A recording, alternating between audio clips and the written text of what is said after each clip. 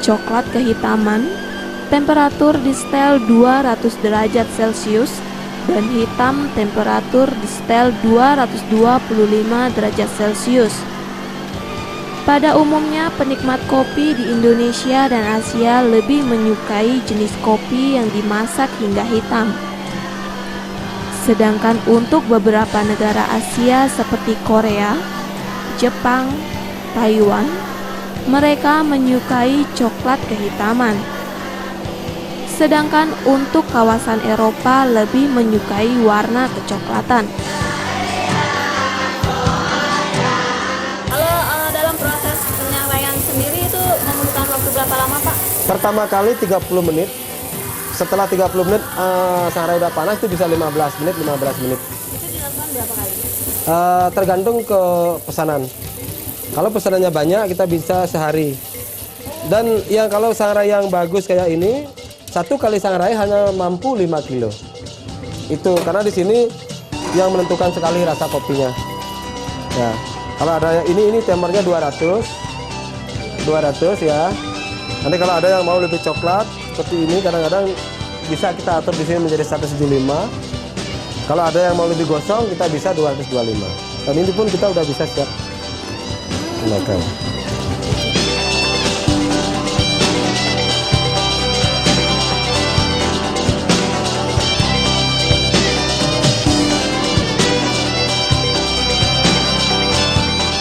Proses selanjutnya adalah proses pembubukan atau penggilingan. Pembubukan dilakukan dengan menggunakan alat penggilingan yang bisa membuat biji kopi benar-benar halus.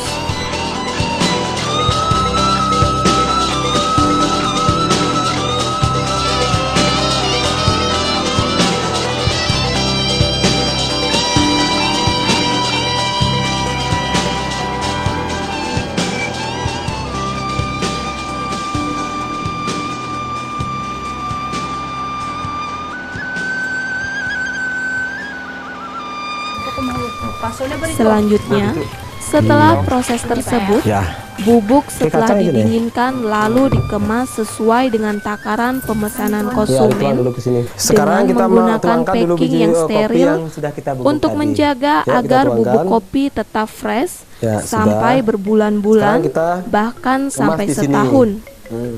Ya. Kita ini bikin yang 200 gram. Ini bisa pakai sendoknya satu, saya pakai satu. Jika dibandingkan dengan kopi luwak ini, Pak, pemasaran kopi olahan basah ini bagaimana? Kalau kopi olah basah itu paling banyak laku yang green bean atau yang disebut HS. Itu banyak dipesan dari orang-orang luar negeri seperti Jepang sama Belanda. Kalau kopi luwak banyak yang laku di bubuk. Ya.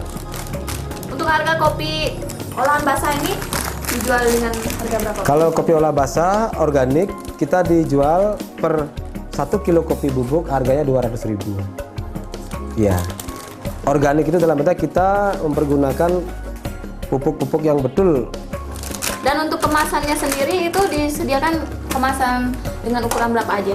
Kita kalau khusus kopi organik kita kemasannya cuma satu gini aja.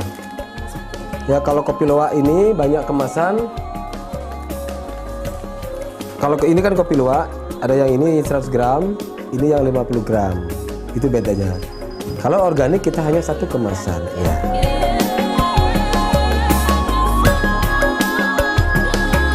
Pemasaran kopi Arabica organik selain dipasarkan di dalam daerah Bali, juga ke luar negeri seperti Brazil, Jepang, dan Prancis dalam bentuk biji kopi kering. Sedangkan biji kopi luwak maupun kopi luwak bubuk dibuat dalam kemasan tertentu sesuai dengan permintaan dan kesepakatan dengan konsumen. Kopi bubuk Arabica dan kopi luwak dikemas sedemikian rupa dengan berbagai jenis ukuran dan dikemas sesuai dengan permintaan dari konsumen. Mengapa kita diberi nama brand B36? Itu ada artinya sedikit juga. Apa itu, Pak? B36 berarti Bali, Bangli, Bali dan Mesari. Oh, semua ada. Semua ada. Iya, benar. B36. 36 angka Bali, 3 ditambah 6 angka yang paling besar di Bali dan Keramat. 36 jadi 9.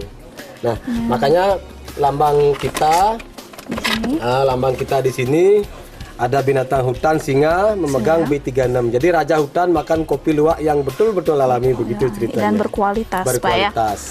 Kalau misalnya untuk sekarang Pak ya, itu dipasarkan kemana aja?